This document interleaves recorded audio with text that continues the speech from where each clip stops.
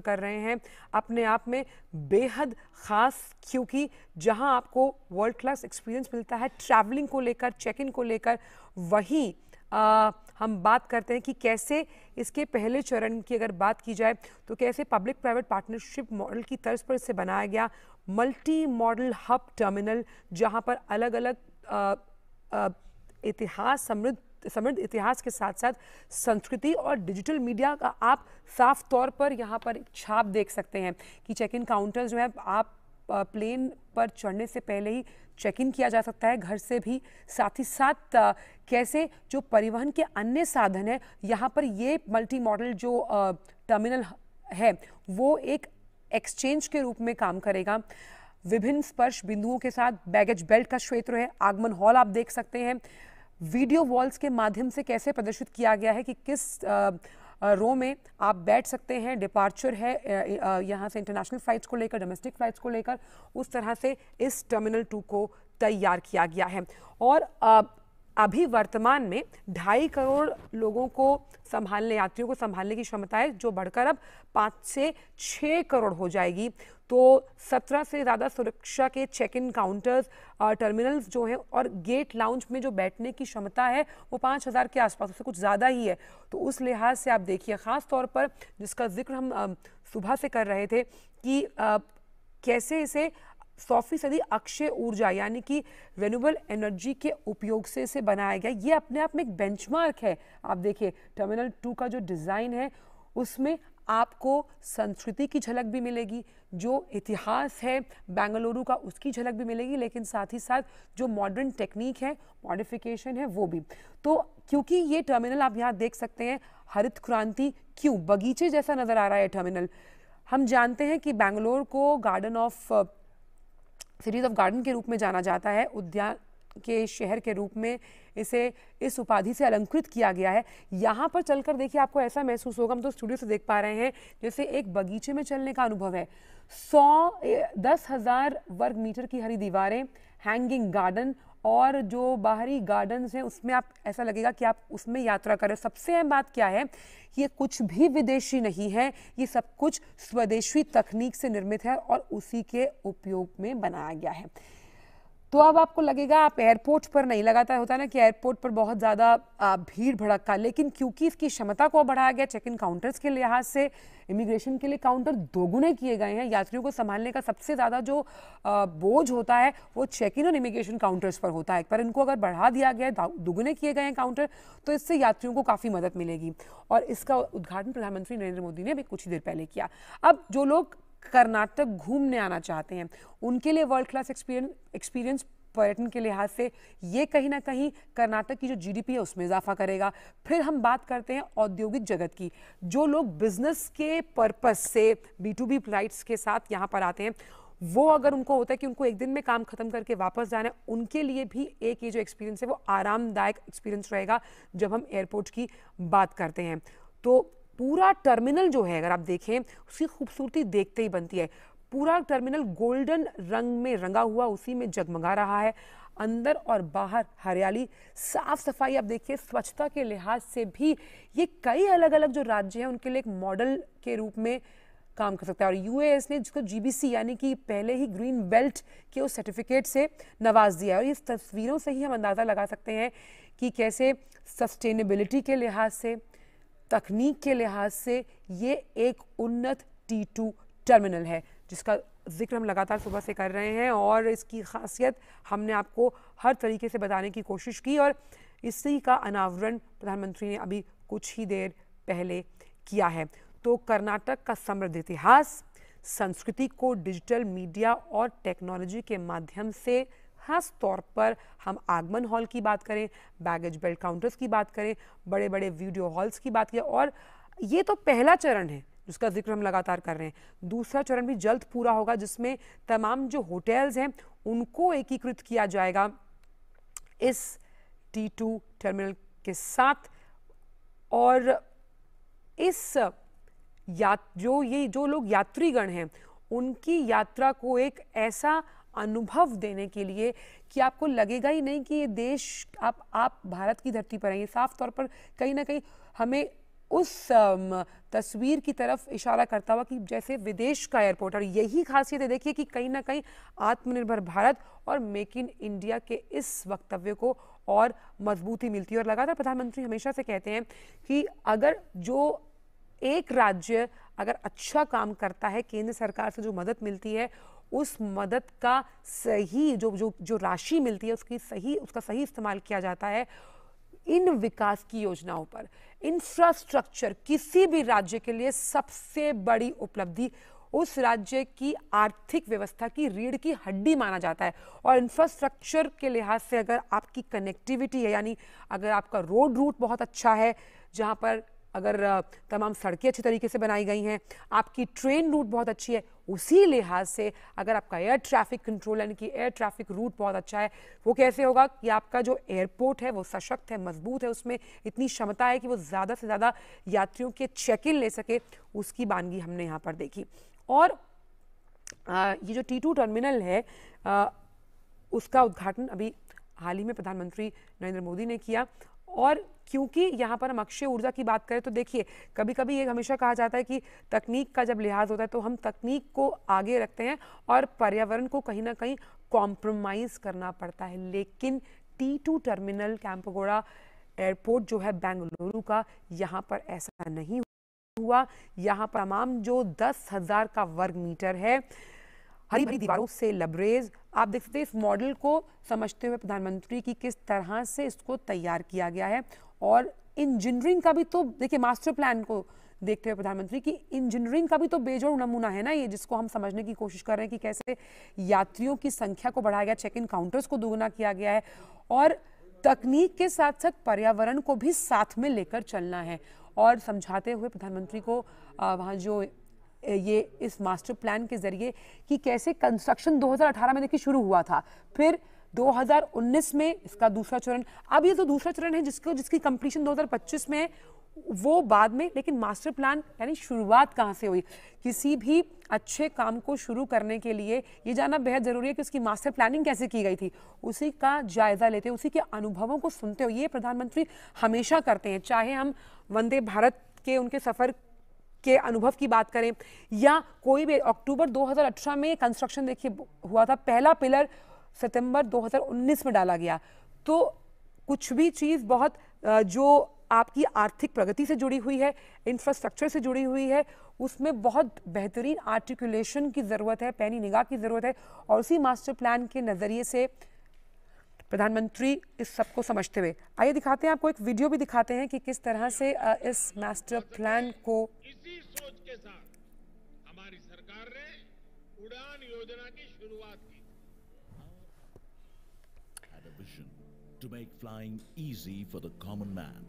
That vision, along with the Government of India's National Civil Aviation Policy announced in 2016, has transformed the aviation sector in India.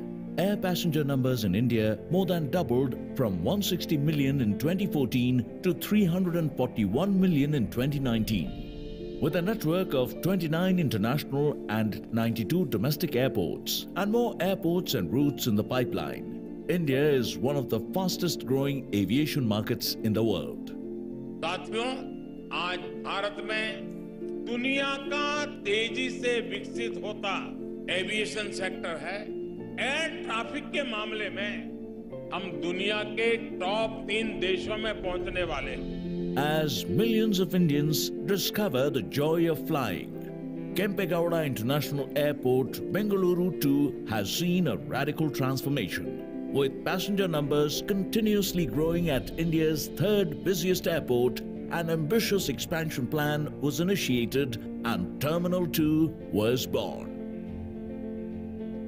Terminal 2 is a tribute to the city of Bengaluru reflected in 4 pillars.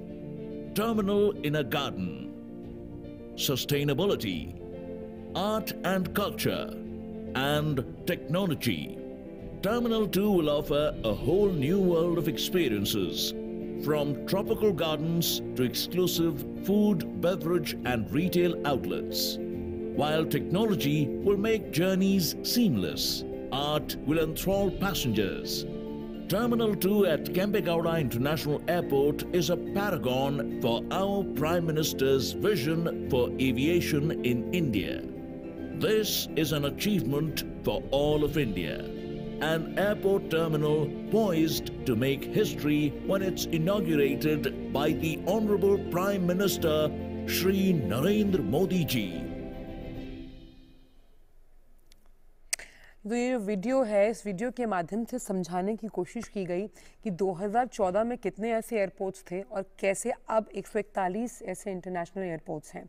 लेकिन ये जो कहानी शुरू हुई terminal 2 Bengaluru की, जिसका अनावरण प्रधानमंत्री ने भी कुछ देर पहले किया है, इसमें साफ तौर पर एक रैडिकल चेंज हम इसमें देख पा रहे हैं, जहां पर प्रकृति से जुड़ा ये एयरपोर्ट है, सतत विकास यानी सस्टेनेबिलिटी है, आपको आपके शहर से जोड़ती हुई समृद्धि और संस्कृति से भी रूबरू करवाएगा। क्योंकि जब भी हम यात्रा करते हैं किसी भी शहर की, तो हमें होता है कि यात्रा आरामदायक हो, और उसकी शुरुआत अगर इस तरह के एयरपोर्ट से होती है जो हरित क्रांति का प्रतीक है, जहां पर आपको लगेगा कि आप किसी एयरपोर्ट पर ना होकर एक गार्डन में वॉक कर रहे हैं। खास तौर पर इंसान हमेशा फैमिली के साथ अगर सफ़र करता है तो वहाँ पर आपको खाने के तमाम जॉइंट्स का जिक्र किया गया, किस तरह से इसे वर्ल्ड क्लास बनाया गया है।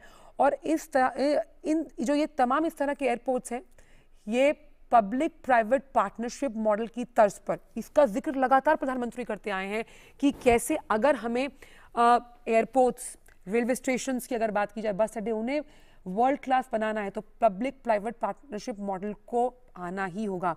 तो India first integrated civil aviation airport, और ये रिवाइवल ऑफ एयरपोर्ट्स जो है, कैसे जो डोमेस्टिक और इंटरनेशनल पैसेंजर्स का आवागमन है उसे बढ़ाता है, और अगर उसे बढ़ाता है तो कैसे एविएशन इंडस्ट्री को बहुत फ़ायदा होता है, उस लिहाज से भी इस तरह के एयरपोर्ट्स का योगदान बहुत ज़रूरी है। और आपके ट्रैवलिंग एक्सपीरियंस को एक नॉच आगे ले जाने के लिए भी, अब देखिए 2022 की अगर बात करें तो 141 एयरपोर्ट्स रहेंगे, इंटरनेशनल एयरपोर्ट्स। सभी airports public private partnership model के जरिए बनाए गए। और एविएशन सेक्टर से प्रधानमंत्री जानते हैं कि पूरी जीडीपी में 2 से 2.5% का हिस्सा होता है एविएशन का। तो उस लिहाज से कैसे खाली फ्लाइट्स का अगर एक्सपीरियंस अच्छा आपको देना है तो आपको शुरुआत एयरपोर्ट से करनी होगी, लगातार प्रधानमंत्री कई बार कह चुके हैं। और fastest growing airports in the world 2018 की रिपोर्ट कहती है। और ये जो रेडिफिकेशन है आप देख पा रहे हैं, जो मॉडिफिकेशन आप देख पा रहे हैं, ये तस्वीरें, ये अपने आप में इसकी तरफ इशारा करती हुई, क्योंकि एयरपोर्ट आप अक्टूबर 2018 में कंस्ट्रक्शन, फर्स्ट पिलर जो बनाया गया T2 का, वो 2019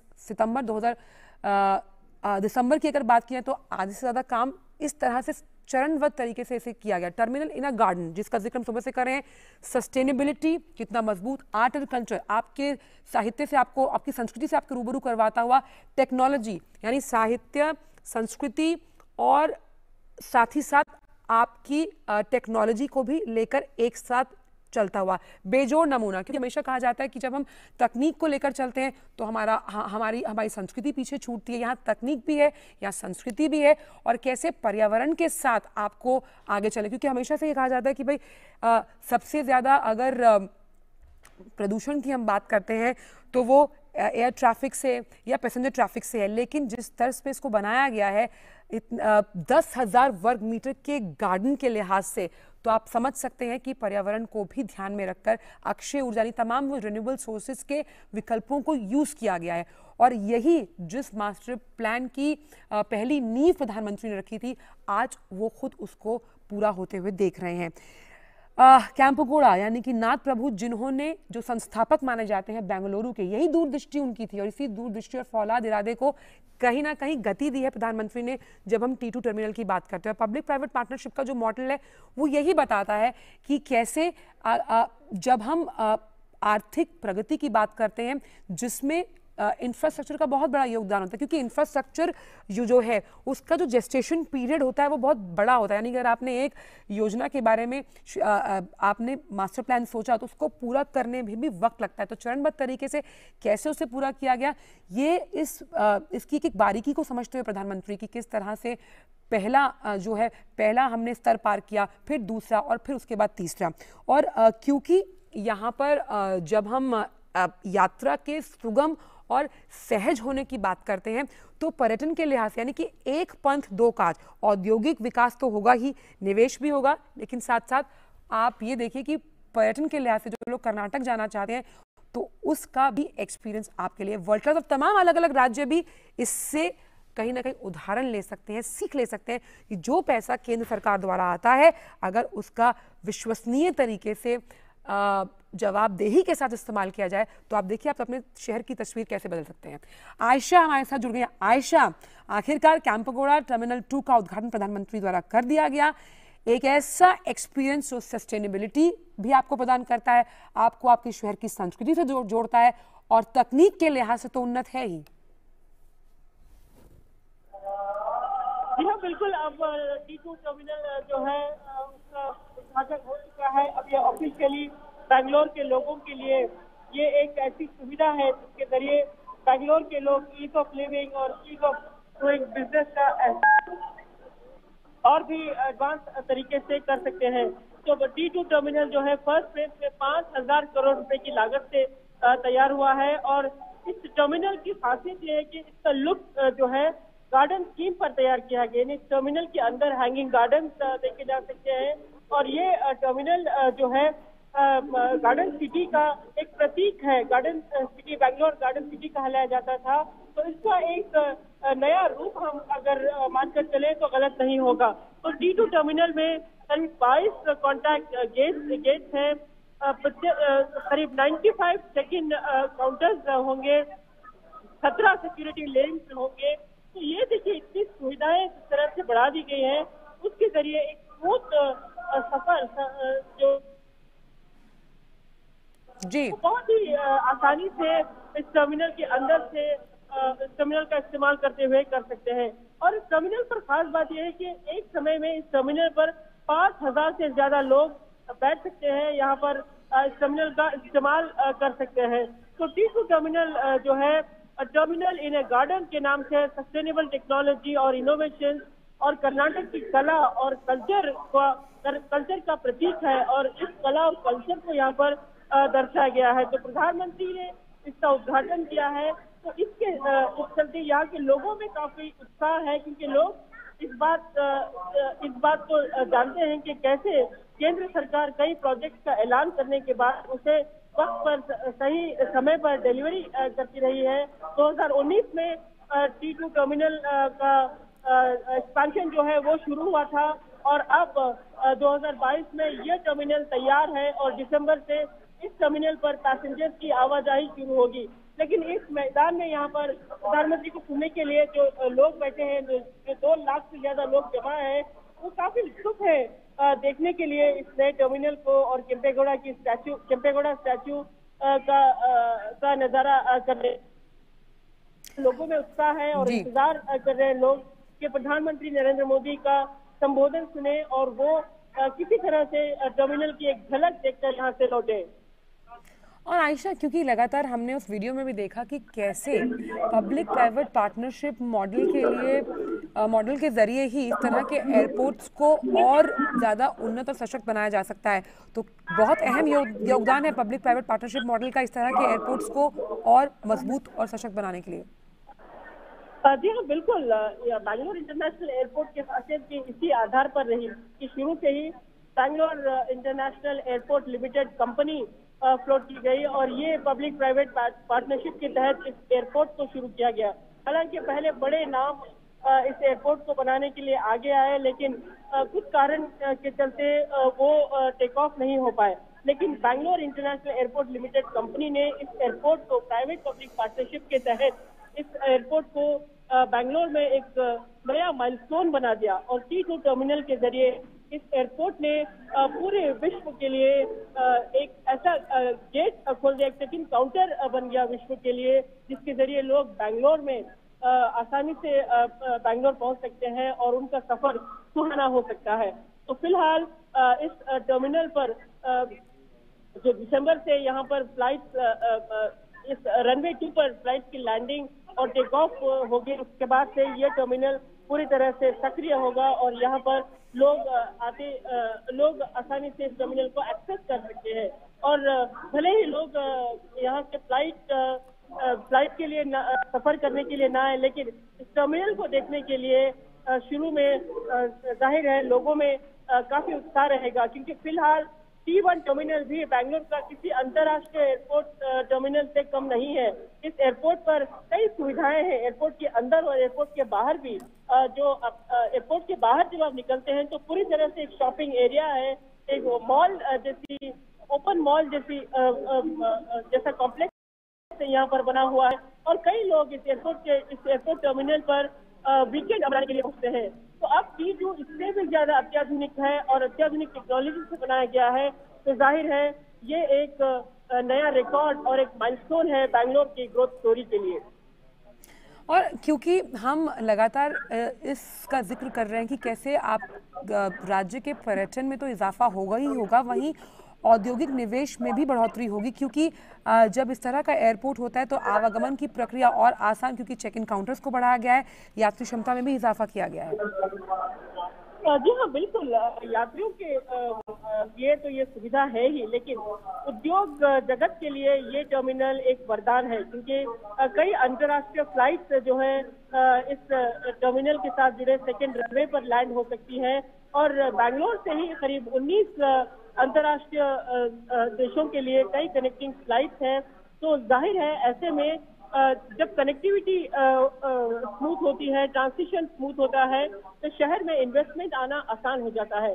जैसे कि मैंने आपको पहले भी बताया कि बैंगलोर में हाल ही में ग्लोबल इन्वेस्टर्स मीट के तहत कर्नाटक सरकार ने 7.5 लाख करोड़ रुपए का निवेश जो है अट्रैक्ट किया है। और ये 7.5 लाख रुपए का निवेश जल्द ही जो MOUs है उसे ट्रांसलेट करके इन्हें रियलिटी प्रोजेक्ट में कन्वर्ट कर दिया जाएगा। और कर्नाटक सरकार ने करीब 2.5 लाख करोड़ के प्रोजेक्ट को अभी से हरी झंडी दिखा दी है। तो आप अंदाजा लगाएं कि इतनी बड़ी तादाद में जब इन्वेस्टमेंट हो रहा है, जब ग्लोबल इन्वेस्टर्स शहर की ओर रुख कर रहे हैं, तो इस तरह का टर्मिनल होना वाजिब है। इस तरह के टर्मिनल का इस्तेमाल जो है वो ईज ऑफ डूइंग बिजनेस के लिए बेहद अहम है, बेहद। ये टर्मिनल देखा जाए तो कर्नाटक में, खासकर बैंगलोर में एक नया अध्याय, एक नया golden gateway to the south बनकर सामने आएगा। और हमने देखा इन तस्वीरों में आयशा कि किस तरह से प्रधानमंत्री पूरी तरीके से समझते हुए कि जब इस मास्टर प्लान की नींव रखी गई, पहला चरण हमने देखा कि जो 2018 अक्टूबर में, फिर पहला पिलर डाला गया सितंबर 2019 में, यानी चरणबद्ध तरीके से कैसे इस काम को तवज्जो दी गई, तरजीह दी गई कि भाई इसे अपनी समय सीमा में पूरा करना है। और ये जो डेडलाइन है, यही तो विश्वास बहाली है, जो वायदा किया गया उसे पूरा किया गया। जी हाँ, बिल्कुल सही कहा आपने। ये डेडलाइन जो है प्रधानमंत्री या केंद्र सरकार की खासियत है कि टाइम पर डिलीवरी होना, हर प्रोजेक्ट को टाइम पर डिलीवरी होना। पिछली बार में जब प्रधानमंत्री बैंगलोर आए थे तो उन्होंने अफसोस जताया कि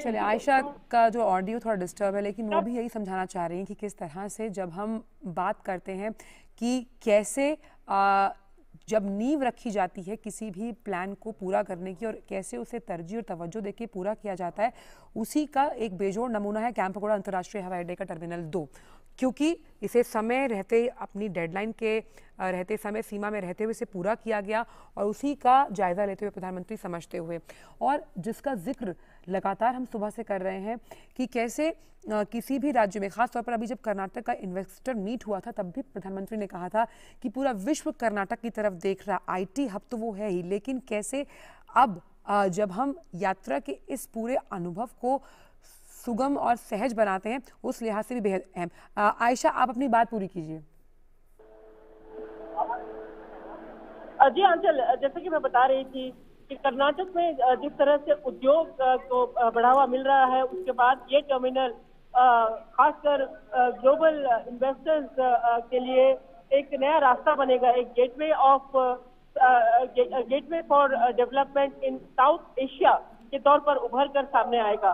तो ऐसे में प्रधानमंत्री ने आज टर्मिनल लॉन्च किया है, तो कई लोगों की उम्मीदें भी इसके साथ बढ़ जाती है। और आपने बात की डेडलाइंस की, प्रधानमंत्री नरेंद्र मोदी हर बार डेडलाइंस को लेकर हमेशा से बंध रहे हैं। और जो प्रधानमंत्री की फ्लैगशिप स्कीम है गति, प्रधानमंत्री की जो गति शक्ति स्कीम है, जो योजना है, इसके तहत केंद्र सरकार ये तय करती है कि किस तरह से हर प्रोजेक्ट को इंटीग्रेट किया जाए, उसकी डेडलाइंस को यानी तमाम डिपार्टमेंट्स को इन्वॉल्व करते हुए, अलग अलग सेक्टर्स को इन्वॉल्व करते हुए उस प्रोजेक्ट को टाइम पर डिलीवरी हो। प्रधानमंत्री ने जब पिछली बार यहाँ पर भाषण दिया था, जब यहाँ पर पहुंचे थे बेंगलोर में, जब सब अर्बन रेलवे का उद्घाटन फाउंडेशन रखा था, उन्हें नींव रखी थी, तो उस समय उन्होंने इस बात का अफसोस जताया था कि जो काम 40 साल पहले होना चाहिए था वो नहीं हुआ और कई कारणों के चलते इन कामों में रुकावटें आई।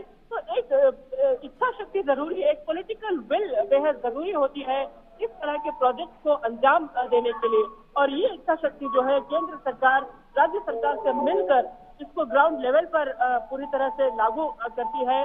तो जाहिर है इस तरह से प्रोजेक्ट जो है तेजी से लागू किए जा सकते हैं, टाइम पर डिलीवरी होगी और लोगों के उम्मीदें और जो खासकर ईज ऑफ लिविंग और ईज ऑफ डूइंग बिजनेस का जो एहसास है और जो लोगों में इसको लेकर उम्मीदें हैं, इन उम्मीदों पर केंद्र सरकार और कर्नाटक सरकार पूरी तरह से खरी उतरती है। तो प्रधानमंत्री नरेंद्र मोदी हमेशा से डबल इंजन सरकार पर जोर देते रहे हैं और ये सही भी है। जब केंद्र सरकार कुछ योजना लॉन्च करती है तो कर्नाटक सरकार इन योजनाओं को दूर दराज तक पहुंचाने के लिए हर वो रास्ता अपनाती है जिसके जरिए ये स्कीम लोगों तक पहुंचे, सुविधाएं लोगों तक पहुंचे, इंफ्रास्ट्रक्चर का ढांचा जो है उसे और मजबूत किया जाए। तो आज का दिन ऐतिहासिक दिन है कर्नाटका में बेंगलोर इंटरनेशनल एयरपोर्ट की जमीन पर, जहां पर एक तरफ आप एक अत्याधुनिक एयरपोर्ट का T2 टर्मिनल देख रहे हैं, तो दूसरी तरफ केम्पेगौड़ा की स्टैच्यू का अनावरण हो रहा है, जो स्टैच्यू ऑफ प्रोस्पेरिटी यानी समृद्धि की स्टैच्यू के नाम से विश्व भर में जानी जाएगी। और ये विश्व रिकॉर्ड है, ये पूरे विश्व में एक रिकॉर्ड है कि ये 108 फीट ऊंची मूर्ति जो है पूरे विश्व में पहली ऐसी मूर्ति है जो किसी भी शहर के संस्थापक के नाम पर यहाँ पर इंस्टॉल की गई है। तो ये इतिहास जो है बेंगलोर इंटरनेशनल एयरपोर्ट पर आज देखने को मिल रहा है। आंचल, बिल्कुल आयशा, ये भी तो ऐतिहासिक है कि जिस तरह से नाथ प्रभु की उस ऊंची प्रतिमा का अनावरण किया जाएगा, लेकिन जो सपना उन्होंने एक इस तरह के बेंगलुरु शहर का देखा था, जो अपने आप में काफ़ी फौलाद से मजबूत इरादों के साथ वो सपना था, और उसी तरह के आर्टिकुलेशन के साथ वो शहर बनाया जाएगा, उसकी बानगी हम इस एयरपोर्ट के तर्ज पर देख पा रहे हैं आज।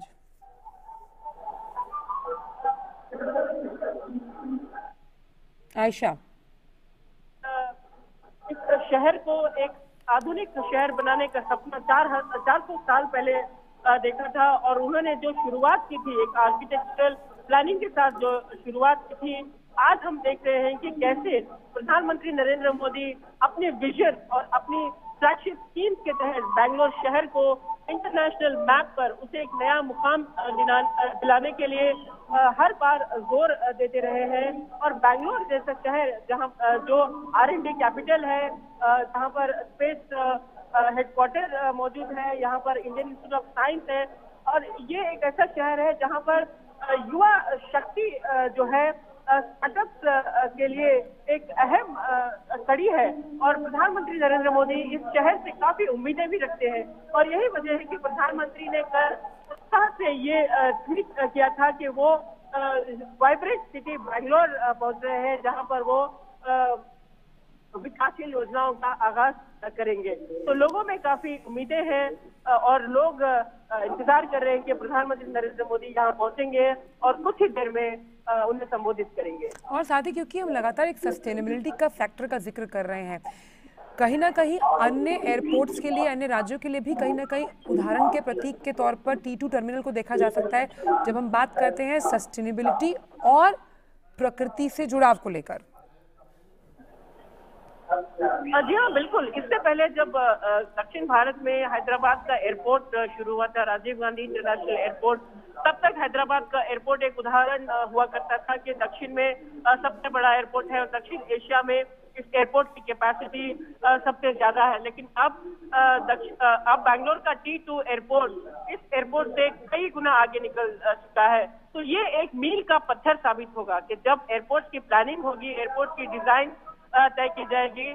तो जरूर ये ध्यान में रखा जाएगा कि अगर एयरपोर्ट बनना है तो बैंगलोर जैसा एयरपोर्ट बनाया जाए। तो ये एक माइलस्टोन के तौर पर, उदाहरण के तौर पर एयरपोर्ट प्रेरित करेगा आने वाले शहरों में एयरपोर्ट बनाने के लिए। देखिए, खास बात यह है कि एयरपोर्ट की जरूरत आने वाले दिनों में ज्यादा पड़े, क्योंकि प्रधानमंत्री नरेंद्र मोदी की जो उड़ान स्कीम है, छोटे छोटे शहरों को जोड़ते हुए जो उड़ान स्कीम है, उसके तहत एयर ट्रैफिक जो है वो बढ़ती जा रही है।